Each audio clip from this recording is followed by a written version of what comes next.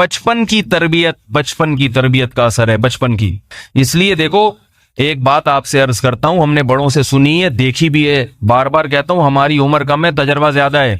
हमारी बातों को बहुत संजीदगी से लिया करो। ये ना सोचा करो ये ऐसे सफेद बाबे जैसे बड़ी उम्र के बातें करते हैं, उनकी तरह ये बैठ के बातें करता है। तजर्बे बाद दफा लोगों के हालात से हो जाते हैं। वक्त से पहले इंसान बहुत सारी चीजें सीख लेता है, और अल्लाह ने टूटा फूटा इल्म भी दिया है। सहाबा के वाकयात हैं, आप सल्लल्लाहु अलैहि वसल्लम की सीरत है। तो एक बात याद रखो कि जिसने अपने बच्चों को बड़ों का अदब नहीं सिखाया, बस समझो अब उसने कुछ भी नहीं सिखाया। अब उस बच्चे से खैर की उम्मीद ना रखो। और जिसने अपने बच्चों को कुछ नहीं सिखाया, सिर्फ एक चीज सिखा दी, बड़ों का अदब, जिसे तबलीग में कहते हैं ना इकराम मुस्लिम। इकराम मुस्लिम में बड़ों का अदब भी, छोटों पे शफकत भी, उलमा का इकराम भी, बुजुर्गों का एहतराम भी, बूढ़ों का एहतराम। ये चीज अगर आ गई तो अगर ये बच्चा बिगड़ भी गया, कभी ना कभी इंशाअल्लाह सुधर जाएगा। ये बात आ रही है समझ में? इसकी एक मिसाल देता हूं, दलील से बात समझाता हूं, दलील से। देखो, ये कुरान जिसे हम चूमते हैं, जिसे हम सीने से लगाते हैं, इस पर कोई अमल करे ना करे, फासिक फाजिर मुसलमान जो शराब भी पीता है, जिना भी करता है, मगर इस कुरान को सीने से लगाता है ना, क्या ख्याल है? अदब तो करता है ना? हाथ से नीचे गिर जाए कितना डरता है, घबराता है। और इसकी कोई गुस्ताखी कर दे, उसके सामने उठा के फेंक दे, कैसा आग बगोला हो जाता है। और होना भी चाहिए। इस अदब का फायदा क्या होता है कि जब उसके सामने कुरान की नसीहत की जाएगी, अमल करे ना करे लेकिन नसीहत को सुनेगा।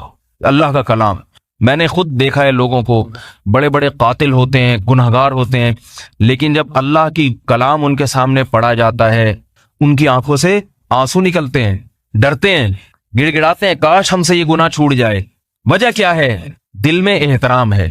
तो इस बात की उम्मीद होती है कि आज नहीं तो शायद कल लाइन पे आ जाए, कल नहीं तो परसों। आता लाइन पे क्यों नहीं है? कि कुरान की तालीमात कोई उस तक पहुंचाने वाला नहीं होता, और अगर कोई पहुंचाने वाला भी होता है तो उस तरह से नहीं पहुंचाता जिस तरह से अल्लाह ने पहुंचाने का हुक्म दिया, हिकमत के साथ, मसलहत के साथ। बाज दफा पहुंचाने बात अच्छी होती है, पहुंचाने वाला उसको फेंक के आ जाता है। इतर की खुशबू आप किसी को दें, अदब तमीज के साथ दें तो लेगा भी, लगाएगा भी। और ईतल की बोतल उठा के मुंह पे मार दें उसके, तो वे लगा लेना जब मूड हो। मियाँ बीवी के घरों में झगड़े होते हैं ना, तो शौहर लाके देता है सौदा, कभी गुस्से में होता है, बीवी ने दही मंगवाई, ये उठ नहीं रहा, बेगम साहिबा कह रही है इफ्तारी बनानी है, दही भी ले आए, इनको रोजा लग रहा है, उठ नहीं रहे। ये होता है ऐसा घरों में कि अभी तो मुझसे अंडे मंगवाए थे, उसी वक्त कह देती जब अंडे लेने गया था उस वक्त नहीं कहा जा सकता था कि दही भी लेके आ जाओ। ये आमतौर पर नॉर्मल केसेस हैं घरों के अंदर। जब अंडे लेने भेजा था या पकोड़े लेने भेजा था, उस वक्त कह देती ना कि दही भी ले आओ। भाई भूल गई, अब ले आए, अब इसको गुस्सा आ रहा है, उठ नहीं रहा। अब जाहिर है पुलिस तो नहीं बुलवाएगी वो इसको उठाने के लिए, उसने ताने देना शुरू कर दिए, उठा नहीं जाता, हम क्या करें, चाट कैसे खाएंगे, दही बड़े कैसे पकेंगे। बिल आखिर ये भिन्ना के गुस्से में गया और दही लाके बेगम के मुंह पे मार दिया। ऐसा होता है। या उठा के यूं करके फेंक दी तो वो नहीं बनाती, फिर वो कहती आज दही के अलावा सब कुछ आएगा, दही नहीं आएगी। ये फड्डे भी होते हैं घरों में। उठा के जब यूं फेंका तो उठा के उससे भी ज्यादा स्पीड से फेंकती है वापस। वजह क्या है? आपने लाके भी दे दिए, सब कुछ कर दिया, मगर जो देने का स्टाइल था ना, ये बेगम को पसंद नहीं। दही तो बहुत पसंद आई, आप भी पसंद आए, मगर दही पेश करने का स्टाइल उसे पसंद नहीं आया। यार ये स्टाइल जरा पसंद नहीं आया, इज्जत से पेश करते। तो घर में फड्डा हो जाता है, लड़ाई झगड़ा। उसको ये गुस्सा कि मैं इतनी दूर से लेकर आया और कबूल नहीं कर रही। वो कह रही है कोई लाने का तरीका, मैं कोई नौकर हूं, मुलाजमीन को ऐसे दीजिए, ज़कात बट रही है कि यहाँ पे कुरान के अहकाम होते हैं, पेश करने का तरीका नहीं आता, उठा के फेंक दिया उसके ऊपर। बात ही कुल या अय्युहल काफिरून से शुरू की। एक गैर मुस्लिम आपके सामने आया है। अब कुरान में गैर मुस्लिम के खिताब के मुख्तलिफ तरीके हैं। एक दफा मुझे एक ईसाई को दावत देनी पड़ गई, गैर मुस्लिम था, उसने मुझे बिठाया, मुझे किसी ने कहा ये इस्लाम के करीब है तो इसको आप जरा दीन की दावत दें, इस्लाम की दावत दें, उम्मीद है कि ये मुसलमान हो जाएगा। तो मैं सोचता रहा कि मैं कहां से शुरू करूं दावत। तो कुल या अय्युहल काफिरून भी है कुरान में, ए नबी कह दीजिए ए काफिरो। तो अगर मैं यहां से शुरू करता ए काफिरो, तो कहता चलो भाई पतली गली से निकलो, शाबाश, हमें काफिर कहने आए हो यहाँ पे। तो मैं सोचता रहा, कुरान की आयत मेरे जहन में आ गई, कुल या अहलल किताब तालौ इला कलिमतिन सवाइम बैनना व बैनकुम अल्ला नअबुद इल्लल्लाह। कैसी प्यारी आयत है। ए नबी इनसे कह दो ए अहले किताब। अहले किताब भी काफिर होते हैं, मगर अहले किताब का लफ्ज सुन के उनको ये एहसास होगा कि अल्लाह ताला हमें इज्जत दे रहे हैं। काफिर तो हिंदू भी है, सिख भी है, मगर उनके पास आसमानी किताबें नहीं हैं। हमें अहले किताब, पढ़ा लिखा कहा जा रहा है, किताब वालों तुम तो समझदार लोग हो। इससे उसका दिल नरम होगा कि भाई तुम इतने गुमराह नहीं हो जैसे हिंदू हैं, तुम्हारी गुमराही कम है क्योंकि तुम आसमानी किताबों और पैगंबरों को मानने वाले लोग हो।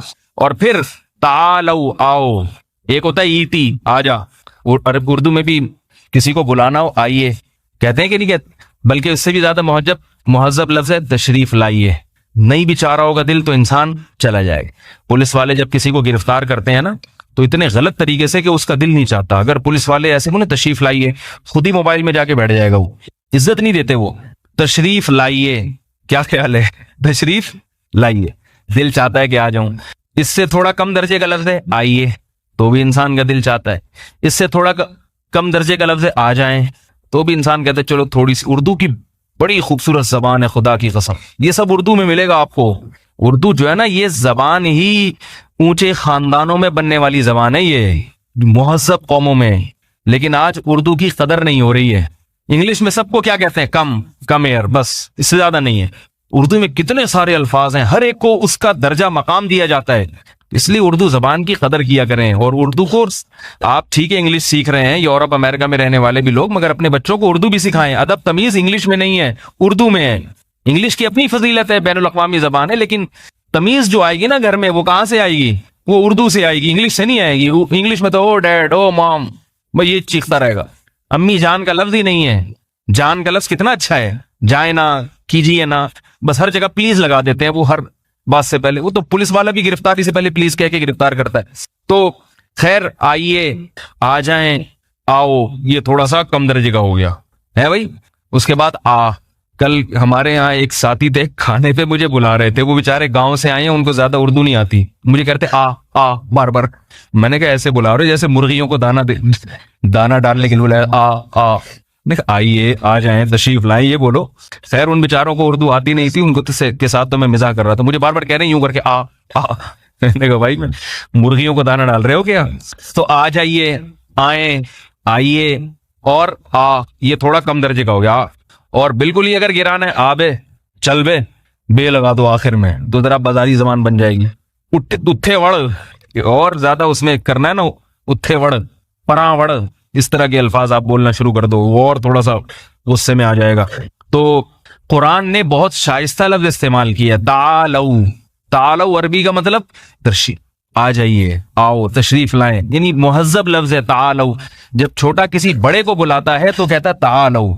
तो कुरान ईसाइयों को दीन की दावत दे रहा है, और अल्फाज क्या हैं? कुल, ए नबी, इनसे किस लहजे में बात करनी है आपने? या अहलल किताब, ए ईसाइयों, ए क्रिश्चियंस, ए मुशरिको, ए काफिरो, नहीं, ए अहले किताब, तालऊ, आओ। इज्जत के साथ उनको बुलाया जा रहा है। इला कलिमतिन, ऐसी बात की तरफ आओ, सवाइम बैनना व बैनकुम, जो हमारे और तुम्हारे दरमियान मुश्तरक है। हमारा दीन और तुम्हारा दीन अलग अलग नहीं है, एक ही दीन है, एक ही दीन है। इंसान को अपने दीन से मोहब्बत होती है, अपने बाप दादा के दीन से फितरी मोहब्बत होती है। अपने बाप दादा के दीन को छोड़ना इंसान के लिए आसान नहीं है। तो अल्लाह फरमा रहे हैं, इनसे बोलो हम जिस दीन की दावत दे रहे हैं यही असलन तुम्हारे बाप दादा का, जो असल बाप दादा जो पहले गुजर चुके हैं, जो हजरत ईसा के दौर में थे, असल तो उनका दीन है जिसकी तरफ हम तुम्हें दावत दे रहे हैं। फर्क नहीं है, ये लहजा ऐसा है। सवाल पैदा होता है जब फर्क नहीं है तो बुला क्यों रहे हो, उनको उसी पे रहने दो, है भाई। सवाल ही पैदा नहीं हो रहा तो जवाब कहां से पैदा होगा? हो रहा है सवाल कि भाई जब कोई फर्क नहीं है तो बुला क्यों रहे हो? तो आगे बताया जा रहा है असल में फर्क नहीं है, तुम लोगों ने बना लिया है, असल में कोई फर्क नहीं है। तालऊ इला कलिमतिन, आओ ऐसी बात की तरफ, सवाइम बैनना व बैनकुम, जो हमारे तुम्हारे दरमियान मुश्तरक है। भाई हम कोई नए दीन की दावत नहीं दे रहे। अल्लाह नाबुदा इल्लल्लाह, वो कदर मुश्तरक क्या है कि हम अल्लाह के सिवा किसी की इबादत नहीं करेंगे। जब ये बात ईसाई को कही जाएगी उसके दिल पे चोट लगेगी, कहेगा बात तो सही है, हमारी किताबों में भी तौहीद, तो ये ईसा इब्ने मरियम कहां से आ गए हैं भाई? जैसे हम ग्रीन चैनल वालों को दीन की दावत देते हैं, भाई ऐसी बात की तरफ आओ जो हमारे तुम्हारे दरमियान मुश्तरक, अल्लाह के सिवा किसी की इबादत नहीं, अल्लाह के सिवा किसी से मदद नहीं। तो ग्रीन वाला भी बोलेगा ना, जब अल्लाह के सिवा मदद नहीं तो या रसूल अल्लाह मदद क्यों बोलते हैं? फिर हम सोचने पर मजबूर हो जाएगा। और अगर डायरेक्ट ग्रीन वाले को आपने जाके बोला या रसूल अल्लाह मदद कहना हराम, तो वो तो शुरू इसका मजहब या रसूल अल्लाह मदद से होता है, वहां तक भी पहुंचना है, स्टेप बाय स्टेप। पहले यहां से, पहले इधर से। भाई कोई फर्क नहीं है, सिर्फ चैनल का फर्क आ रहा है, थोड़ा ग्रीन शेड आ रहा है, हमने थोड़ा व्हाइट शेड आ रहा है, बाकी कोई फर्क नहीं है। तुम भी अल्लाह को मानते हो, अल्लाह के रसूल को, हम भी। शिका में तुम भी इमाम अबू हनीफा के पैरोकार हो, हम भी। तुम भी शामिया, फतावा शामिया को मानते हो हुज्जत, और हम भी मानते हैं। तुम भी फतहुल कदीर, हिदाया, कुदूरी, ये सारी किताबें। तो चलो छोड़ो, क्या आपस में खामखा की बना के रखी हुई है, लड़ते हैं वो उधर। सब एक ही, इय्याक नअबुदु व इय्याक नस्तईन, अल्लाह से मदद मांगनी और किसी से नहीं मांगनी। तो इससे समझदार लोग कम से कम आ जाएंगे। हमारे उस्ताद फरमाया करते थे कि ग्रीन चैनल वालों में जो शिर्क है, उस शिर्क को खत्म जितना तबलीगी जमात ने किया है, इतना किसी ने नहीं किया। हालांकि तबलीग वाले ग्रीन चैनल के खिलाफ एक लफ्ज नहीं बोलते हैं, एक लफ्ज नहीं बोलते हैं। कभी ये नहीं कहते कि या रसूलुल्लाह मदद कहना शिर्क है, कभी ये नहीं कहते या गौसे आजम मदद कहना शिर्क। बस क्या है कि किसी को किसी तरह सैरोजे में निकाल लिया, उसको ये नहीं कहा ग्रीन सही है, व्हाइट सब है, तू ग्रीन कर ले यार, तू हरी पगड़ी पहन के निकल जा। लेकिन 3 दिन उसकी जबान से कहलवाते हैं कि जो कुछ होता है अल्लाह से होता है, अल्लाह के सिवा किसी से कुछ नहीं। वो 3 दिन में ना उसके दिमाग में ये बात बैठ जाती है। फिर जाके कहता है जब अल्लाह के सिवा किसी से कुछ नहीं होता तो फिर रसूल से क्यों होता है? या रसूलुल्लाह मदद का मतलब क्या हुआ? सब कुछ अल्लाह से होता है ना। इसको कहते हैं हिकमत और मसलहत के साथ। लेकिन इसका यह मतलब नहीं है कि हर एक के लिए, बाज मकाम ऐसे भी आते हैं कि फिर टू द पॉइंट बात करनी पड़ती है, जैसे कुरान ने भी की है।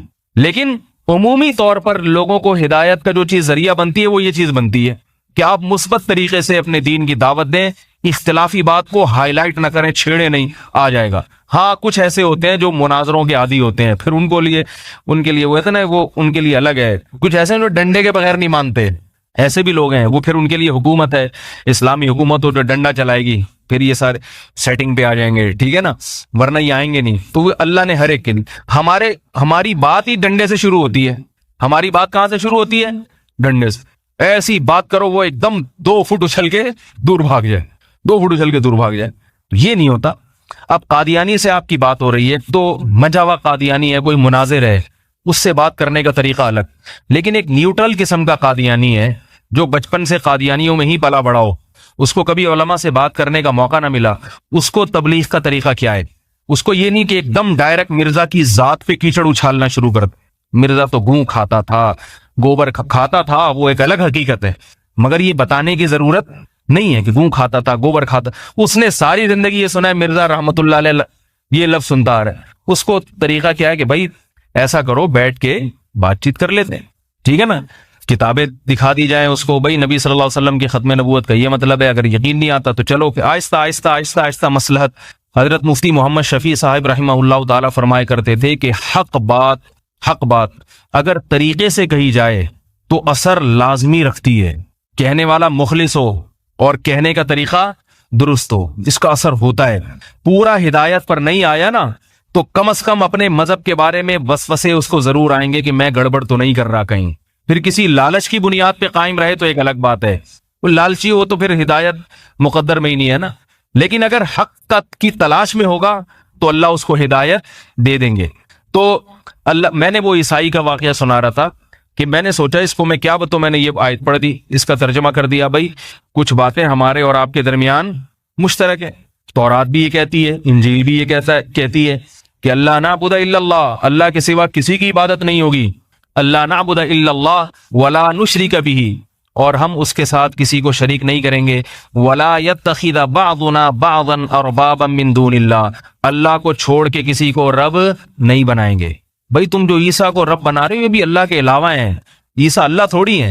ये तो कहते हैं ईसा अल्लाह भी हैं, अल्लाह के अलावा भी हैं, अजीब चक्करों में लोगों को डाला हुआ है। भाई अल्लाह के सिवा सिर्फ अल्लाह होगा। तो मैंने उसके सामने ये आयतें पढ़ना शुरू की, ईसाई के सामने। उसकी बेगम भी आके बैठ गई। मैंने कहा चलो एक ही टाइम पे होलसेल के हिसाब से दोनों ही मुसलमान हैं। अब बेगम पे कहीं मेरे मौलाना तारिक जमील साहब के खिलाफ जैसे क्लिप चला दिया, मेरे खिलाफ न चला दें। उनके खिलाफ चला दिया था ना कि वो इमरान खान की बेगम बैठी है, ये भी बैठे हुए हैं। तो अब ये मेरी उस वीडियो तो नहीं बनी लेकिन ऑडियो तो आ गई ना। अच्छा, ईसाई की बेगम के साथ बैठे हुए थे, तो मैं बेगम को छेड़ने नहीं गया था उसकी, समझ रहे हो बात को। मैं गया था दीन की बात करने। अब किसी की बेगम आके बैठ जाए तो मुझे क्या है, मैं भागूंगा थोड़ी वहां से। नबी सल्लल्लाहु अलैहि वसल्लम की खिदमत में बहुत सारी औरतें आके बैठती थी, तो ये तो नहीं होता था कि आप सल्लल्लाहु अलैहि वसल्लम मजलिस से उठ के चले जाएं। वो दीन सीखने के लिए आई है और आप सल्लल्लाहु अलैहि वसल्लम उठ के चले जाएं, ये गलत है। तो मैंने बात की, मैंने कहा इन दोनों को तबलीग की काफी तरह समझाया बहुत अच्छे तरीके से। खैर कुछ दिन गुजरने के बाद मैंने रिपोर्ट तलब की तो उन्होंने बताया कि ये दोनों मियाँ बीवी कह रहे हैं कि भाई इस्लाम बहुत अच्छा मजहब है और हमें दिल से इस्लाम के बरहक होने का यकीन है, मगर बात यह कि अगर हम अब मुसलमान हुए तो हमारे खानदान वाले हमें छोड़ेंगे नहीं, खानदान के डर की वजह से कि भाई अब कैसे है। तो वही है, इब्राहिम अलैहिस्सलाम ने जैसे कहा था ना, जिस खानदान को तुम दुनिया में मोहब्बत दे रहे हो और उससे मोहब्बत ले रहे हो, इब्राहिम अलैहिस्सलाम ने अपनी कौम से फरमाया कि इन्नमत तखल्तुम मिन दूनिल्लाहि अवसानम मवद्दत बैनिकुम फिल हयाति दुनिया सुम्मा यौमल क़ियामति यकफुरु बादुकुम बिबादिन व यलअनु बाज़ुकुम बाज़ा। क़यामत के दिन इसी खानदान पे लानत भेजोगे, जब जहन्नम में जाओगे तो यही खानदान पर लानत भेजोगे कि इनकी वजह से आए हम, और ये खानदान भी तुम पे लानत भेजेगा। ये नहीं कहेगा कि तुमने हमारी खातिर जहन्नम को बर्दाश्त कर लिया तो चलो बहुत अच्छी बात है, वफादार निकले, वो भी इन पे लानत भेजेगा, ये भी लानत भेजेंगे। तो इसलिए ये रिश्ते दुनिया में खत्म हो जाते हैं इस जो बेदीनी पर कायम होते हैं। तो क्या बात चल रही थी भाई, ये ईसाइयों वाला किस्सा। हाँ, तो मैं ये अर्ज कर रहा था कि देखो अब कुरान मजीद जो है ना, कुरान मजीद, इसका अगर एहतराम दिल में रहेगा, एहतराम होगा, तो इंसान कभी ना कभी बात सुनेगा, और जिस चीज का एहतराम दिल से निकल गया अब उसकी कोई नसीहत इस पे कभी भी असर नहीं करेगी, कभी भी नहीं करेगी। बहुत से गैर मुस्लिम ऐसे हैं जिनको अल्लाह ने उलमा के एहतराम की वजह से ईमान की तौफीक नसीब फरमाई है, कुरान के एहतराम की वजह से ईमान की तौफीक नसीब फरमाई है। बच्चे को आपने बेअदब बना दिया, तमीज नहीं सिखाई उसको, अब बच्चा किसी के काबू में नहीं होगा। बेअदब कैसे बनाया जाता है ये भी जरा बता दूं मैं। आप कहेंगे भाई कौन अपने बच्चों को बेअदब बनाता है? सब बच्चों को आप जनाब से बात करना सिखाते हैं, तू तड़ाप से कोई नहीं बात करना सिखाता, सब अदब सब तमीज। ऐसा नहीं है, मैं अभी आपके सामने अर्ज करता हूं कि बच्चों को बेअदब कैसे बनाया जाता है। बच्चों को बेअदब ऐसे बनाया जाता है, अब्बा ने एक बच्चे को डांट लगाई, अम्मा ने बच्चे के सामने अब्बा की बुराई शुरू कर दी, या सामने नहीं की, अब्बा की गैर मौजूदगी में, कि तुम्हारे अब्बा को खामखा के गुस्से उतारने की पुरानी आदत है। बस इतना सा जुमला समझ लो बच्चे की जिंदगी बर्बाद करने के लिए काफी है। अब जब भी बच्चे को बाप की तरफ से डांट पड़ेगी, बच्चा कहेगा मेरे अब्बा तो है ही सठे आया हुआ, उसका तो काम ही यही है। अब उसमें नसीहत असर करेगी? लेकिन इसका तो काम ही यही है। माएं समझ रही होती है कि हम बच्चे को अपना फरमाबरदार बना रहे हैं, बाप से हटा के अपनी तरफ ला रहे हैं, लेकिन उनको ये नहीं पता जो बच्चा बाप का अदब नहीं करेगा वो माँ का एहतराम भी नहीं करेगा, वो माँ का भी नहीं करेगा, वो उसको भी लात मार के जाएगा। इसी तरह माँ ने बच्चे को डांट लगाई और बाप बच्चे के सामने माँ को पीटना शुरू कर दे, माँ को लताड़ना शुरू कर दे, तो बच्चे के दिल से माँ की अजमत निकलती है। फिर ये घरों में बहुत होता है, जो मर्जी जुल्म कर दे, बच्चे के सामने एक दूसरे को हरगिज ना टोके, अलग से ले जाके बेगम तुमने अपना गुस्सा तो उतार लिया, मगर इस तरह से बच्चे खराब होते हैं। इतना नहीं पीटा करो, मैं हूं ना पिटने के लिए। जब मैं तुमसे सुबह शाम पिट रहा हूं, इसको पीटने की क्या जरूरत। इसी तरह औरत अपने शौहर को कह दिया करे अलग से, भाई इतना नहीं कूटा करें बच्चे को, सही नहीं है। बच्चे के सामने बहसी जेवर में हजरत हकीमुल उम्मा ने कैसे आदाब लिखे हैं, फरमाया माँ को चाहिए बच्चे के दिल में बाप का एहतराम और डर बिठाती रहे, डर भी बिठाए, एहतराम भी बिठाए। उसको बता, बच्चा कोई उल्टा काम करे, भाई अब्बू को पता चल गया, पापा को पता चल गया, बाबा को पता चल गया, खैर नहीं है। बच्चा डरेगा, भाई बाबा कोई बहुत डरावनी चीज है, ये रोब बैठेगा तो काम बनेगा। याद रखो, जिसमें अकल नहीं होती उससे रोब से काम लिया जाता है, समझा के काम नहीं लिया जाता उससे, रोब से। या तो उसको टोपी करानी पड़ती है। जैसे एक बादशाह था ना, शहजादा था छोटा 4-5 साल का, उसने शोर मचाना शुरू कर दिया मुझे हाथी चाहिए। अब शहजादे को तो कौन ठुकाई लगाए, हाथी चाहिए। और बादशाह लोग शहजादों को लाड प्यार करके बिगाड़ते भी हैं। असल इलाज तो ये था कि भाई उसको 2 थप्पड़ लगा के खामोश कर दो शहजादे को, बेटा तुझे कहां से जंगल में तेरे लिए हाथी लेकर आए। तो बादशाह लोग तो शहजादों की बड़ी रियायत करते हैं, बागी बना देते हैं उनको। बादशाह ने कहा नहीं, सख्ती से तो कुछ कहूंगा नहीं मैं इसको, मेरा बेटा है कहीं नाराज ना हो जाए। अब बच्चे ने तंग करके रखा हुआ है, मुझे हाथी चाहिए, हाथी चाहिए, हाथी चाहिए। अब पुलिस भेज दी जंगलों में, कहीं से हाथी पकड़ के लाओ। सारी रियाया परेशान, और हाथी नहीं मिल रहा। हाथी अगर मिल भी जाए तो ला के उसको खिलाएगा कौन, उसको पालेगा कौन। तो एक अकलमंद बैठा हुआ था वजीर, उसने कहा बादशाह सलामत, बच्चा है इसको टोपी कराएं, टोपी। खिलौने वाला हाथी ले जाके उसको पकड़ा दिया। देखो ये हाथी है, ये इतना छोटा क्यों है बेटा? आजकल हाथी जो है ना खुराक की कमी से इतने छोटे हो गए हैं। बच्चा खुश, माशाल्लाह भाई हाथी मिल गया। टोपी कराती कि नहीं कराती? तो बच्चों को या तो उल्लू बनाया जाता है, या रोब से, या तो डांट डपट है, रोब आंखें दिखाई डर गया, या ये कि आपने थोड़ा सा कुछ चीज मांग रहा है तो इधर से घुमा के ले आए, वो दुकानें दिखाती देखो हड़ताल है, बंद है, ऐसे टोपी करा के उसको ले आए। तो झूठ ना बोले, झूठ ये भी बता दूं, बच्चे के सामने झूठ बोला और वो पकड़ा गया तो बच्चा झूठ सीखता है, फौरन झूठ सीखता है। माए कहती है ना मेरी मुट्ठी में एक चीज बंद है, हदीस में इसकी मुमानात है। बच्चे को बुलाते हैं आओ ये चीज दूंगा, और हाथ में कुछ भी नहीं है। जब बच्चा आया आपने हाथ खोला कुछ भी नहीं है, बच्चे के दिल में झूठ की बुराई निकल जाती है। बच्चा कहता है अपने मफाद के लिए किसी से झूठ बोला जा सकता है, झूठ बोला जा सकता। बच्चा फौरन ये कहे, मेरे बच्चों को मेरे बारे में मालूम है कि मैं अगर इनसे किसी चीज का वादा कर लूं कि भाई कल मैं ये लाके दूंगा, बच्चों को पता है अब्बा लाजमी लाके देंगे, को पता है, क्योंकि अब्बा झूठ नहीं बोलेंगे। बच्चों के साथ तो बहरहाल इंसान ये एहतियात करता है कि भाई नतीजा क्या निकलेगा।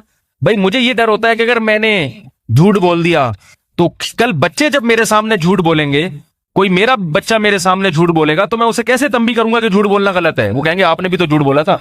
और माएं ये काम बहुत करती हैं माजरत के साथ, बच्चों के सामने, बाप के सामने झूठ बोल रही है, बच्चा सुन रहा है, बच्चे को पता है कि अम्मी अब्बू को टोपी करा रही हैं, देख रहा है बच्चा, बेटियां भी देख रही हैं।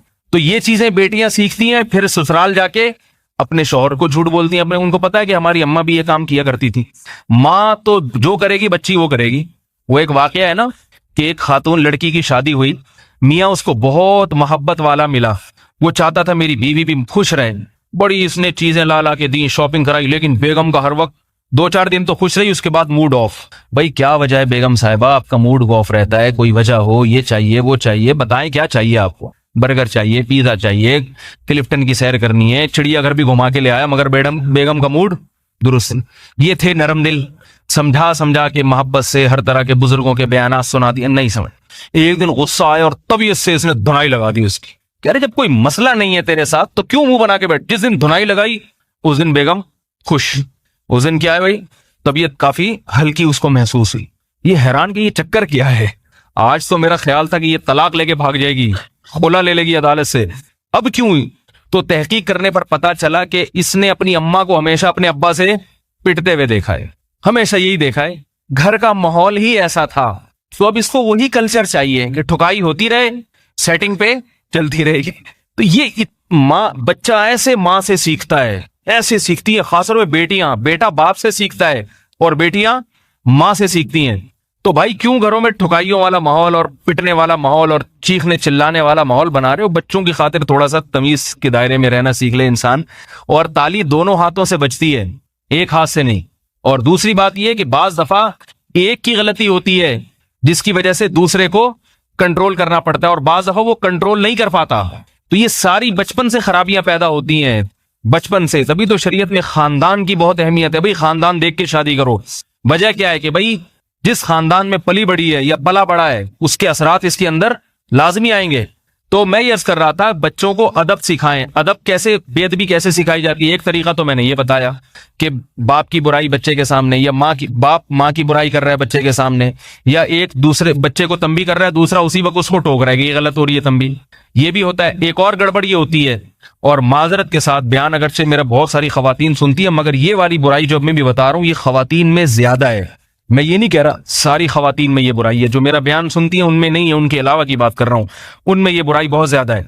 वो बुराई क्या है कि अगर बच्चे का चचा, ताया या चचाजाद भाई जो उम्र में बड़ा हो, वो अपने कजन को जो उम्र में छोटा है उसको किसी बात पे डांटे, या चचा उसको डांटे या थप्पड़ लगा दे, तो माएं फौरन शिकायत शुरू कर देती हैं, तुम कौन होते हो मेरे बच्चे पे हाथ उठाने वाले। ठीक है ये कुछ भी नहीं है, लेकिन जब आपको फिर तलाक हो जाए, अल्लाह ना करे, या शौहर मर जाए, फिर ये नहीं कहना मेरे बच्चे रोडों पे आवारागर्दी करते फिर रहे हैं, आप अपने भतीजों का ख्याल करें। फिर ये काबू में नहीं होंगे। उस वक्त तो ताना दे दिया क्योंकि अभी पालने वाला शौहर मौजूद है, उस वक्त तो कह दिया तुम कौन होते हैं, तुम्हारे क्या लगते हैं। बच्चों के चचा ताया को बावर कराया जाए कि बाप का जितना हक है ना आपका भी इतना हक है। फिर मिसाल दूं अपने ही बच्चों की, क्योंकि जाहिर है मैं दूसरों के बच्चों की तो नहीं दूंगा ना, मेरे छोटे छोटे बच्चे माशाल्लाह यहाँ खेल रहे हैं। मैंने अपने भाइयों को कहा हुआ है कि जब दिल चाहे ना, जिसको भी तबीयत से पेलने का दिल चाहे, ठुकाई लगाने का, मुझसे पूछने की जरूरत नहीं है। खुशी होगी कि आपने इनको अपना समझा। भाई आज अपना समझेंगे तो कल काम आएंगे। समझ में आ रही है बात? इंसान खानदान में पलता है, खानदान में, अकेला नहीं है। खानदान को साथ लेके चलता है तो मसाइल हल होते हैं, शादियां होनी होती हैं बच्चियों की। अगर आपने चचा और ताया और इनको ऐसा बिल्कुल परे रखा के हटो, तुम इनके मामले में दखल अंदाजी ना करो, नतीजा क्या निकलेगा? किसी मामले में नहीं पड़ेंगे वो। उनको ये बावर कराओ कि ये आपकी भतीजी बिल्कुल आपकी बेटियों की तरफ, बेटी को भी बावर करा दो बाप जैसा एहतराम करना है चचा और ताया का। समझ में क्यों नहीं आ रही बात? हमने अपने बचपन में जो माहौल देखा है वो अब नजर नहीं आ रहा। मेरे कजन थे चचाजाद भाई, जो मुझसे उम्र में, फूफीजाद भाई थे मुझसे उम्र में 2 साल बड़े। एक दिन कुछ शरारत की है उन्होंने, 2-3 दफा की, तो मेरी फूफी ने शिकायत लगाई मेरे बड़े भाई से। फूफी का बेटा था वो, मुमकिन है बयान भी सुने वो, कभी कभार सुनते हैं इंटरनेट पे, कहेंगे यार मेरे रास फाश कर रहा है। फूफी का बेटे मेरे कजन हुए ना, 2 साल मुझसे उम्र में बड़े। एक उम्र होती है इंसान उसमें शरारतें शुरू कर देता है, घर से भाग रहे हैं लड़के लौटे लपाड़ों के साथ, स्नोकर क्लब, डब्बू वब्बू, गलत एक्टिविटीज में पड़ने लगे। तो मेरे फूफा थे सऊदी अरब में, वो तो नहीं बच्चे पे निगरानी, तो मेरी फूफी ने मेरे बड़े भाई जो कजन है, क्योंकि उस बच्चे का बड़ा भाई कोई था नहीं, सबसे बड़ा वही था, मेरे बड़े भाई को आके शिकायत लगाई। मेरे बड़े भाई ने दरवाजा बंद करके तसल्ली के साथ कूट दिया उसको। ठीक है ना, बचपन का वाकया है। वो मेरे बड़े भाई से इतना ही डरते थे जितना अपने अब्बा से डरते थे। हालांकि कजन का रिश्ता है, सगा भाई भी नहीं है, मगर चूंकि बड़ा है उम्र में तो भाई भाई की तरह ही है, भाई की तरह ही है। तो बागी नहीं बने कि इसने मेरे पे हाथ क्यों उठाया, या मेरी फूफी ने कोई एतराज किया, ये कौन होता है हमारे बच्चों को ठुकाई लगाने वाला। क्योंकि मेरे बड़े भाई ही उसको पढ़ाते भी थे, फ्री में पढ़ाते थे, इंग्लिश पढ़ाई उनको, ट्यूशन पढ़ाया, इसलिए कि भाई ये कजन है, छोटे भाइयों की तरह है, बगैर पैसे लिए। मैं भी पढ़ता था अपने बड़े भाई से, सारे कजन आगे बैठ जाते थे, हम सब ने, फूफीजात, खालाजात, चचाजात ने अपने बड़े भाई से पढ़ाए, और कुरान भी मेरे बड़े भाई से सबने पढ़ाए। बड़े से छोटे भाई जो है ना वो हाफिज कुरान थे, वो कुरान पढ़ाते थे, और उनसे बड़े भाई जरा वो स्कूल की तालीम और इन चीजों में वो माहिर थे, इंग्लिश मैथ वगैरह वो ये पढ़ाते थे। तो सारे कजन, क्योंकि कजनों का घर करीब था, सारे आके उन्हीं से, हमारे दोनों बड़े भाइयों से पढ़ते थे, मैं भी और वो भी। तो वो कुरान जब पढ़ाते थे ना, बड़े से जो छोटे भाई हैं, उनका इतना रोब था कि मेरे सारे कजन और कजनियां भी थी, कजन और लेडीज कजन, इंग्लिश में तो सबको कजन ही कहते हैं ना, उर्दू में तो कुछ थोड़ा सा फीमेल और मेल में फर्क करना पड़े। सब आके बैठते थे जो कुरान पढ़ते थे फजर की नमाज के बाद। आज बच्चे को फजर में उठाना कितना मुश्किल है, और हमारी क्लास कब होती थी? फजर की नमाज के फौरन बाद। पढ़ाते हमारे बड़े भाई थे। तो क्या होता था, बस आके आंख दिखाई यूं करके, ऐसे करके उठ के बैठ गए, नमाज पढ़ी शराफत के साथ, क्योंकि पता था कि नहीं बैठे तो कुछ भी हो सकता है, अगली दफा में एक थप्पड़ आएगा। और हमें यह भी पता था अगर इन्होंने थप्पड़ मारा तो पूरे खानदान में हमारा साथ देने वाला कोई नहीं होगा। कि क्यों मारा, कि हमारे अब्बा पूछे बेटे से कि तूने छोटे भाई पे क्यों हाथ उठाया, या हमारी वालदा पूछे बड़े भाई से कि तू कौन होता है छोटे भाई को मारने वाला। समझ में आ रही है बात? इसी तरह वो जो कजन थे वो भी फजर के बाद आके बैठ जाते थे, क्योंकि पता था कि भाई का इतना रोफ था, हमारे आंख दिखाई आके बैठ जाएंगे। अगर नहीं आके बैठे तो पता था कि भाई साहब का क्या आएगा, चमाटा, थप्पड़ आएगा जोर से। और ये भी पता था बच्चों को, हमारे कजनों को, कि हमारे वालिदैन की तरफ से इस थप्पड़ पर कोई एतराज, बोलो भाई, नहीं होगा। तो सब पढ़ लिए कुरान माशाल्लाह बगैर किसी फीस के, और घर में पढ़ने की बरकत ही अलग है। कारियों से तो पढ़ते हैं तो बाज दफा कारी नेक होता है, पढ़ा देता है, वरना तो टरखाते रहते हैं। मैं देखता हूँ मदरसों में बच्चे 1 साल से 4 आयतों में ही घूम रहे हैं, और मैंने बचपन में इतनी सूरतें हिफ्ज कर ली भाई की मौजूदगी में, वो पूरा कुरान बहुत जल्दी पढ़ लिया, और अल्लाह का फजल है बहुत अच्छा पढ़ा, बहुत अच्छा पढ़ा। तो ये किसकी तरबियत थी? वालदैन की, कि वालदैन ने बड़ों को ये बताया था, बड़े भाइयों के, कि तुम बड़े हो। तो वालदैन छोटे भाई को बड़े भाई के खिलाफ ना वर्गलाएं, ये भी वर्गलाते हैं। बड़ा छोटे पर थोड़ा सा रोप डालेगा तो अब्बा आके रुकावट डालते, तू कौन होता है बहन पे रोप डालने वाला। भाई उनके सामने ना बोलो, अलग से कमरे में ले जाके उनको बोल दो, बेटा तुम्हारे छोटे भाई हैं, ठीक है, रोप भी सही है, निगरानी भी सही है, मगर थोड़ा हल्का रखा करो।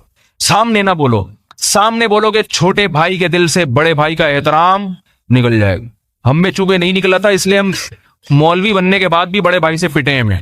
मैं जब दौरे हदीस में था तो हमारे बड़े भाई ने एक दफा तबीयत से हिसाब किताब कर दिया, ठुकाई लगा दी ठीक ठाक तरीके से। तो खैर हमने खाली हाथ उठाने का तो अल्हम्दुलिल्लाह तसव्वुर नहीं, ये अल्लाह का फजल है कि हम बड़े भाई पे हाथ उठाएं। हालांकि वो आलिम नहीं है, मैं मौलवी साहब बन चुका था, तसव्वुर नहीं कि हाथ उठाएं। और वो गलती भी उनकी थी, मेरी नहीं थी। वो है जरा गुस्से वाला, तबीयत से उन्होंने दुनाई लगा दी ठीक ठाक तरीके से। मैं पगड़ी पहन के बैठा हुआ था, दुनाई लगा दी। मैंने जाके अपने उस्ताद हैं, अपने पीर और मुर्शिद हैं, उनसे शिकायत लगाई, क्योंकि मेरे भाई, बड़े भाई भी उनसे ताल्लुक था उनका। मैंने कहा ठुकाई लगाई, उन्होंने कहा यार बड़ा भाई अगर साल में 1 आध दफा वैसी भी ठुकाई लगा देना, उसका हक बनता है, ये साबित करने के लिए कि मैं क्या हूं, मैं बड़ा हूं। का रोजाना तो नहीं मारते ना? मैंने कहा नहीं, मैंने कहा नहीं रोजाना के नहीं, साल में एक बार। मैंने कहा साल में एक बार। मैंने चलता है। देखो कितना अच्छे तरीके से उन्होंने क्या किया, छोटे के दिल में बड़े का एहतराम डाल कि भाई अगर किसी वजह से मारना हो, वजह से तो दोस्त भी दोस्त की ठुकाई लगा देता है। भाई नहीं समझ में आ रहा तो मैं चला जाता हूं घर। किसी वजह से तो दोस्त भी दोस्त को मुक्का मारेगा ना। तो बड़े का तो मतलब ये वो कभी कभार बगैर वजह के सिर्फ ये बताने के लिए कि मैं क्या हूं, मैं बड़ा हूं, मेरा रोब है, एक आध लगा दो ऐसे ही। तो फिर हमने अपने उस्ताज को देखा, अपने पीरो मुर्शिद को, वो बड़े माशाल्लाह अल्लाह ने उनको बहुत इल्म दिया है, लेकिन मैंने उनको देखा कि वो अपने बड़े भाई का जो उनसे उम्र में बड़े, हालांकि ऐसे आलिम नहीं है, उनका बड़ा एहतराम करते हैं। तो क्या होता है, इतने ऐसे एटीट्यूड मेरे नहीं है कि आप समझे कि पता नहीं कितने माशाल्लाह इकराम एहतराम है। दिमाग हमारा भी थोड़ा सा टेढ़ा ही रहता है। लेकिन एक बात बता रहा हूं कि जो टूटा फूटा एहतराम आ गया अपने बड़ों का, टूटा फूटा, उल्टा सीधा ही कह ले, ज्यादा नहीं है। कहीं आप लोग ट्राई करके देखें कि भाई किसी बड़े को लाके डटवाएं, मुझसे डांट पड़वाएं और कहें एहतराम, गुस्से में आदमी भड़क जाता है, कुछ भी कह लेता है। तो इतने नेक नहीं है हम जितना आप समझ रहे हैं। लेकिन ये कि थोड़ा थोड़ा इंसान बहरहाल सीखता है इन चीजों से, बड़ों को देख के। ये चीजें वाज़ो नसीहत से नहीं आती, वाज़ो नसीहत से नहीं चीज सीखता। ये घर में माँ बाप सिखाते हैं तो सीखता है ये चीजें इंसान, वरना नहीं आती ये चीजें।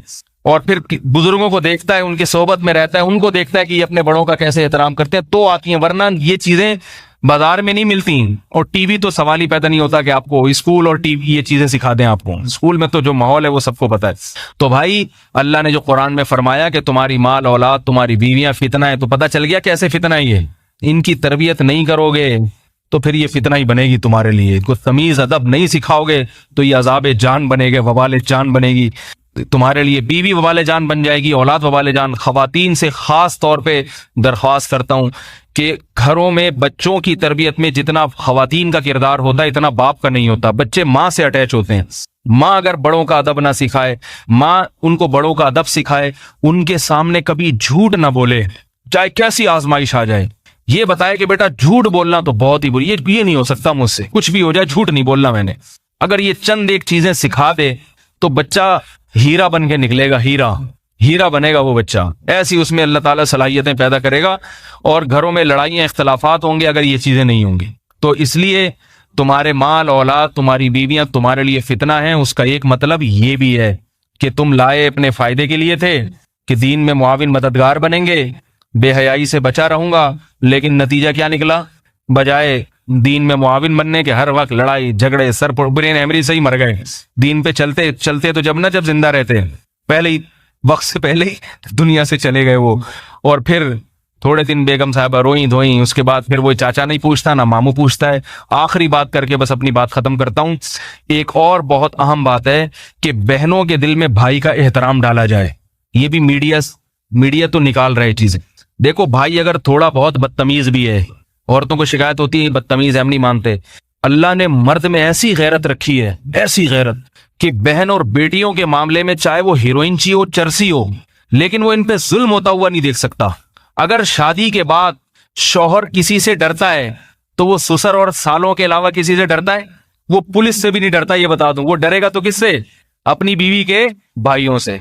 तो अगर औरत ने शादी से पहले अपने भाइयों से बना के नहीं रखी, बिगाड़ ली, जैसे कि आजकल बिगाड़ती हैं, तुम कौन होते हो मेरे मामलात में टांगने वाले, तुम कौन होते हो मेरे मुझसे पूछने वाले कि किससे बात कर रही किससे नहीं। वो कहते हैं भाई जब ये मुझे कुछ समझती नहीं है तो ला ताल्लुक हो जाता है। ठीक है भाई, तुम्हारी जिंदगी, जाओ जहां मर्जी शादी करने जाओ। और औरत को जरूरत पड़ती है कभी ना कभी अपने भाइयों की, उस वक्त वो साथ में। मैं ये सब चीजें देख रहा हूं अपनी आंखों से। औरत ने फोन किया अपने भाई को, मदद करो, जाओ दफा, हमने जब रुखसत किया तुम्हें घर से निकाल दिया, अब जो मर्जी हो रहा है बर्दाश्त करो। तलाक के बाद भी घर में नहीं घुसने देता, कहते तुम्हारी हरकतों की, तुमने जैसे मुझे तंग किया था ना, हमें पता है शौहर को भी ऐसे ही कर रही होगी। ये हकाइक बता रहा हूं, जमीनी हकाइक। भाई को पता होता है जब ये मेरे से तमीज से बात नहीं करती थी, बाप से नहीं करती थी, शौहर का एहतराम कहां करेगी। अब उसको पता है मैंने अगर इसको अपने घर में ठिकाना दे दिया, इतनी मुसीबत से शादी कराई थी, दोबारा कराई, फिर यही काम करेगी। ये जो है ना, ये सुधरने वाली चीज नहीं है। तो जिंदगी किसकी बर्बाद होती है? औरत की। तो शुरू में थोड़ा सब्र कर लेती है, जबान पे कंट्रोल कर लेती, भाई है भाई थोड़ा बर्दाश्त करो, मर्द है, मर्द में गुस्सा होता है। बाज लोगों को देखो, शेर को अल्लाह ने धाड़ने की सलाहियत रखी है भाई, उसमें गुस्सा रखा ना, क्योंकि अगर शेर में गुस्सा नहीं होता तो जंगल पे हुकूमत कैसे करता वो। अगर शेर को अल्लाह बकरी वाले एटीट्यूड दे देते, बकरी कैसे रिक्वेस्ट करती है घास चाहिए, ये चाहिए, शेर को भी, तो शेर जंगल पे हुकूमत करता अल्लाह ने मर्द को बनाया है हाकिम, इसने घर पे क्या करनी है? हुकूमत। मोहब्बत के साथ, जालिम हाकिम नहीं बनना, मोहब्बत के साथ, लेकिन करनी हुकूमत है। तो अल्लाह ने मर्द को थोड़ा रोब भी दिया है, थोड़ा गुस्सा भी दिया है, थोड़ा सा इसको जो है ना टेढ़े दिमाग का बनाया है। ये इसलिए बनाया ताकि थोड़ा इससे डर डर के रहें। अगर ये इतना पोलाइट हो गया, इतना पोलाइट कि इसे गुस्सा ही नहीं आ रहा। मेरे पास अजीब अजीब किस्म की चीजें आती हैं, मैं आपको क्या बताऊं। अजीब अजीब फोन आते हैं लोगों के, मैं सर पटोलने लगता हूँ, यार ऐसे लोग भी हैं दुनिया में। हजरत वो मेरी वाइफ जो थी ना, एक्चुअली उनके किसी से ताल्लुकात हो गए तो वो घर से भाग गई। मुझे बहुत गुस्सा आया। तो भाई क्या किया गुस्से में? कह रहे मैंने सब्र किया। ये हकीकत बता रहा हूँ, आप समझेंगे नहीं, इसलिए गीबत नहीं है, कोई भी नहीं पहुंच सकता वहां तक, और वो खुद भी नहीं समझ सकते कि मैं उनकी बात कर रहा हूँ। बाज़ दफा मैं ऐसे टेक्निकल तरीके से बात करता हूँ कि वो उसको भी अपनी इंसल्ट महसूस ना हो, क्योंकि किसी की इज्जत की हिफाजत करना बहरहाल ये फर्ज है। तो ऐसे ऐसे केस मैंने बर्दाश्त किया। फिर वो 4 महीने 6 महीने इधर उधर ये वो फलाना, पता नहीं किस किस से उसने मुंह काला किया होगा। फिर आके माफी मांगी, मैंने कहा चलो ठीक है। उसके बाद फिर भाग गई। ठीक है, अबे भाई आदमी हो क्या?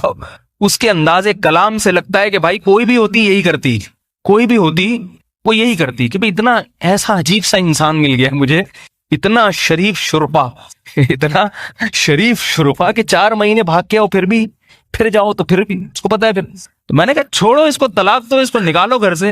कह रहे नहीं वो बस छोड़े, आगे मैं बातें नहीं करता आपसे।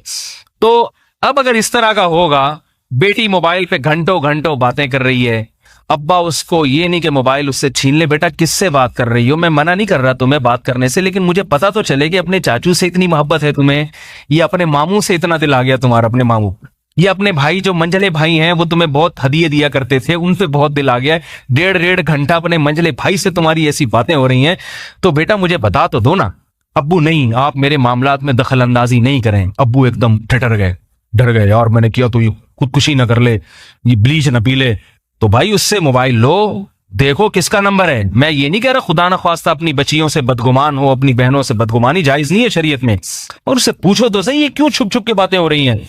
जैसे किसी का फोन आता है कंबल में क्यों घुस जाती है एकदम। अगर वो नहीं दे रही तो थप्पड़ लगाए उससे। एक साहब का फोन आया, भाई बेटी काबू में नहीं है, इस तरह कर रही है और वो खुदकुशी की धमकी दे रही है। मैंने कहा भाई तेजाब की बोतल ला के रखे। बोले बेटा ये, और वीडियो बनाए कि खुद ही पी है इसने ताकि केस ना बने। मैंने कहा इतने इतने लड़कों से इसके नाजायज ताल्लुकात हैं, इतने इतने लड़कों से, और आप इससे मोबाइल लेते हैं तो वो नहीं देती, बताए बगैर आपके सामने आपके घर से बाहर जा रही है। ऐसी पोजीशन थी उस लड़की की। तो मैंने कहा ये तो बेहतर है कि खुद ही मर जाए ताकि आप पे केस ना बने। मैंने कहा ला के रखें तेजाब। बोले ये पियो और मैं वीडियो बना रहा हूं, खुद ही मरो। सही है ना, खुद ही मरो। क्यों जिंदा रखा हुआ है उसको, क्यों जिंदा रखा हुआ है? और वरना उससे थप्पड़ मार के मोबाइल लो उसके हाथ से। ऐसा थोड़ी, इस्लाम में एक हुदूद है बर्दाश्त की भी, हर चीज की कुछ हुदूद होती है, उससे आगे नहीं बढ़ा जाता मामलात में। तो इसी तरह ये भी याद रखो, बहनोइयों की शिकायतें आती हैं लड़कियों से, 100 लड़कियों से नाजायज ताल्लुकात, ये भी बहुत आजकल हो रहा है। दीन नहीं है ना, तो उसमें बहनोई को हमने मोहब्बत से समझाया, उनकी समझ में नहीं आया। इतनी जब ताल्लुकात होंगे तो मोहब्बत से समझ में नहीं आएगा मेरे भाई। उसको उल्टा लटका के उसकी तबीयत से उसको धो, फिर जमजम से नहलाओ आखिर में उसको। पहले तबीयत से धो उसको, बोलो हमने भाई तुम्हें इसलिए थोड़ी तुमसे रिश्ता किया था कि तुम ये काम करोगे नालायक। यही काम अगर तुमने करना था, शादी करने की क्या जरूरत थी? हमारी बच्ची की जिंदगी बर्बाद करने की क्या जरूरत है? तो ये जो है ना, इसलिए अल्लाह ताला ने मर्द की तबीयत में गुस्सा रखा है। तो खवातीन को मर्दों के गुस्से को थोड़ा बर्दाश्त कर लेना चाहिए। मैं बदअखलाक बनने की तरकीब नहीं दे रहा हूं। पहले ही बहुत से मर्द घर में जब जाते हैं तो खूनख्वार भेड़िया बन के जाते हैं। अखलाक वही होने चाहिए जो मोहम्मद सल्लल्लाहु अलैहि वसल्लम के। घर में गए, सबको सलाम किया, सबसे खैरियत पूछी, जैसे नबी सल्लल्लाहु अलैहि वसल्लम के अखलाक थे, मोहब्बत की। कैसे अखलाक थे? अम्मी आयशा जहां से पानी पीती, आप सल्लल्लाहु अलैहि वसल्लम गिलास में उसी जगह से पानी पीते थे। मोहब्बत के इजहार की सब कुछ होना चाहिए, लेकिन साथ में थोड़ा ये भी हो कि शेर हूं मैं क्या हूं? हाँ, ये है ना समझना कि मैं मोहब्बत में गीदड़ा बन गया हूं। ठीक है ना, शेर भी बाज दफा मोहब्बत करता है मगर होता वो शेर है। अब शेर से ज्यादा फ्री हो गए। अब शेर को चिड़ियाघर में, वो क्लिप एक इंटरनेट पे आया हुआ था, चिड़ियाघर में शेर के हाथ ना वहां डाल के, गले में हाथ डाल के तस्वीर खिंचवा रहा है एक आदमी। शेर ने कुछ नहीं कहा, बोला चलो ठीक है मोहब्बत का इजहार है। दूसरे को आया, उसने दुम पकड़ के घुमाना शुरू कर दी। शेर ने कहा भाई ठीक है। तीसरा आगे ना ज्यादा ही उसके मुंह में घुस रहा है, शेर ने पकड़ लिया, भाई बाजू पकड़ा है, उसकी हड्डी तोड़ दी शेर ने, ये बताने के लिए कि ठीक है मोहब्बत, लेकिन उसके भी कुछ ये नहीं कि दुमे मरोड़ रहे हो आके यहाँ से, और जनाब ये सारा हिसाब किताब ये नहीं होता। तो इस तरह से अपने घर को दुरुस्त करने की कोशिश करनी चाहिए। खुलासा ये निकला कि घर में अदब तमीज सिखाएं बच्चों को। तमीज और उलमा का एहतराम। आखिरी बात बस ये रह गई थी बहुत अहम, बच्चे को अगर आलिम का, बुजुर्ग का एहतराम, मस्जिद के इमाम, कारी साहब का एहतराम सिखा दिया कि बेटा इनके सीने में कुरान है, बस एहतराम कर, इनकी बुराइयों पे नजर न कर, तो इंशाल्लाह एक ना एक दिन वो दीन पे आएगा, दीन पे आए। मैं एक डॉक्टर के पास गया था, वो डॉक्टर मेरा बहुत एहतराम करते थे, हालांकि बेदीन थे। मैं हैरान, मैंने कहा डॉक्टर साहब आप, मैं उस वक्त तालिब इल्म था, मैं मौलवी नहीं बना था, तालिब इल्म था मैं। वो डॉक्टर बहुत एहतराम करते। मैंने कहा आप क्यों इतना एहतराम करते हैं, आप तो डॉक्टर लोग तो आमतौर पे इतना ज्यादा लिफ्ट नहीं कराते। कहने लगे बाबा नजमे हसन साहब होते थे नाज़ाबाद में, बहुत बड़े बुजुर्ग थे अल्लाह वाले, तो मेरे वालिद साहब बचपन से मुझे उनकी सोहबत में ले जाके बिठाते थे और कहते थे ये अल्लाह वाले हैं। तो मेरे वालिद साहब 2 जानो उनकी मजलिस में अदब से बैठते थे मुझे ले जाके। तो बस मैंने उस वक्त से मेरे दिमाग में हो गया कि भाई देखो कोई अल्लाह वाला हो या बुजुर्ग हो उसका ऐसे अदब किया। हम तो अल्लाह वाले नहीं, लेकिन वो तो बेचारे हमको अल्लाह वाले ही समझ रहे थे। तो जो है ना ऐसे एहतराम। अब उसके दिल में क्या आ गया, उलमा का एहतराम आ गया। एक हकीम है न्यू कराची में, ग्रीन चैनल वाले हैं वो, खालिस अस्सलातु वस्सलामु अलैका या हबीब अल्लाह वाले। मगर मैं कभी उनके पास जाऊं ना, वो बोलते अल्लाह का शुक्र है मैं जाता नहीं किसी हकीम के पास, लेकिन कभी कभार होता है जैसे रास्ते में पढ़ते हैं। एक दफा वालदा को ले गया, मुझसे पैसे नहीं लेते, हालांकि उनको मेरे बारे में पता है ये वाइट चैनल है, फिर भी नहीं लेते। मैंने इसे पूछा आप पैसे तो लिया करें, कहते हैं कि नहीं, हम जब बचपन में पढ़ते थे हिकमत और तिब, तो हमारे उस्ताजों ने, हमारे बड़ों ने सिखाया था कि उलमा चाहे किसी भी मसलक के हों उनका एहतराम कर, क्योंकि वो अल्लाह रसूल की बात करते हैं। तो देखो भाई है ग्रीन चैनल, मगर इसके दिल में एक बात बचपन में बिठा दी कि भाई जो अल्लाह रसूल की बात करेगा लोगों को अल्लाह की तरफ बुलाएगा, जिना की तरफ तो नहीं बुलाना ना। चलो वाइट चैनल है, मगर ऐसा तो नहीं है ना कि लोगों को चोरी चुकारी की तरफ। सियासतदान तो कहाँ बुला रहे हैं लोगों को, क्या क्या करवा रहे हैं लोगों से, बुला तो अल्लाह की तरफ रहा है। अब भी नहीं लेते पैसे, अब तक नहीं लेते। तो ये होता है बचपन में बच्चों को माँ बाप अगर उलमा का एहतराम, उनकी मजलिस में जाएं, उलमा की गीबतें ना करें, मौलवी ऐसे होते हैं तो मौलवी ऐसे होते हैं तो मौलवी यूं होते हैं तो मौलवी, बच्चा भी उड़ा कर कहता है मौलवी साहब ने कोई अच्छी बात भी कहा, मौलवी तो ऐसे ही 2 नंबर होते हैं। तो भाई फिर 1 नंबर कहाँ से मिलेगा उसको? क्या यहूद व नसारा के पास जाएगा वो सीखने के लिए? यहूद व नसारा तो शराब कबाब सिखाते हैं, उनके तो नाइट क्लब हैं, शराबें हैं, उनके यहाँ तो सब अलाउ है। इसलिए ये चीजें बच्चों को बचपन से सिखाएं। एक आखिरी बात जो इम्मी भाई के बारे में मैंने करनी थी, बयान मेरा मुकम्मल हो गया। बस एक कुछ हफ्ता भर में जो खबरें आती है ना, तो उन पे भी बाज दफा मेरा दिमाग में कोई बात आ जाती है। वो सुना है कि वो इमरान खान ने अपनी बीवी को तलाक दे दी है, सुनने में आ रहा है। तो उस पे बाज लोग जो है ना इसको बहुत इशू बना रहे हैं कि एक बीवी को तो संभाल नहीं सका, मुल्क पे हुकूमत क्या करेगा। बाज लोग ये तबसरा कर रहे हैं, बाज और कुछ कह रहे हैं, बाज और तबसरा एक मजाक बनाया है। तो इमरान खान की शख्सियत अभी मेरे सामने नहीं है कि वो क्या है क्या नहीं है, किसी की शख्सियत से हमें बहस भी नहीं होनी चाहिए। एक शरई मसले का चूंकि इससे ताल्लुक है, इसलिए मैंने सोचा कि मैं इस पर थोड़ी सी बात कर दूं कि देखो अल्लाह ताला ने कुरान मजीद में हुक्म दिया है, फ़इम्साकुम बिमारूफिन औ तसरीहुम बिहसान, निकाह करो, मोहब्बत से रहो, नहीं रह सकते तो मोहब्बत से अलहदगी इख्तियार कर लो। तो अल्लाह ने जहां शादी का जिक्र किया वहीं साथ साथ अलहदगी का भी। मगर चूंकि हम हिंदुओं के मुआशरे से हम लोग ज्यादा अटैच रहे हैं, तो हमारे यहाँ तलाक को हद से ज्यादा मायूब समझा जाता है। बिला वजह कोई तलाक देता है ये तो गलत है, इसकी तो हौसला अफजाई नहीं होनी चाहिए। लेकिन अगर किसी वजह से दे रहा है, भाई नहीं बन पा रही, आपस में मोहब्बत से अलहदगी इख्तियार कर लेते हैं, वो उस पर ताने देना जायज नहीं है, क्योंकि फिर एक शरई हुक्म है। जैसे कोई शादी करे तो उसका मजाक उड़ाना जायज नहीं है, तो ऐसे ही आपस में आराम से अलहदगी इख्तियार कर लें तो उनका मजाक उड़ाना भी जायज नहीं है। क्यों? इस मजाक उड़ाने के नुकसानात क्या हैं वो मैं आपको नंबरवार बताता हूं। पहला नुकसान तो वही शरीयत के एक हुक्म का मजाक। इस्लाम में ईसाइयों और हिंदुओं की तरह नहीं है कि जब शादी हो गई तो अब जुए की तरह है, सही निकली गलत निकली, या ये बंदा सही है या गलत है, बस आप सर पटोलते रहो एक दूसरे का। ना ना ना, दुनिया मुसाफिर खाना है भाई। आप बस में जा रहे थे, सीट पे बैठे हुए हैं, ट्रेन में सफर कर रहे हैं, आप चाहते हैं जरा अच्छा हम सफर मिल जाए, सीट में साथ आपने एक सांप को बिठाया, आप यहाँ बैठ जाएं, आपसे अच्छा टाइम गुजरेगा, देखा भाई नहीं गुजर रहा, सीट बदल ली जाती है। क्या ख्याल है भाई? सफर है, वैसे भी आखिर में जाके पिशावर स्टेशन पे तो दोनों ने अलहदा हो ही जाना है, तो बेहतर है अभी हो जाए क्योंकि सफर तो अच्छा गुजरे। तो यही रिश्तों की हैसियत है। ये दुनिया मुसाफिर खाना है। निकाह किया, मोहब्बत से रहो, नहीं रह रहे, चलो भाई तुम उधर हमारा रास्ता।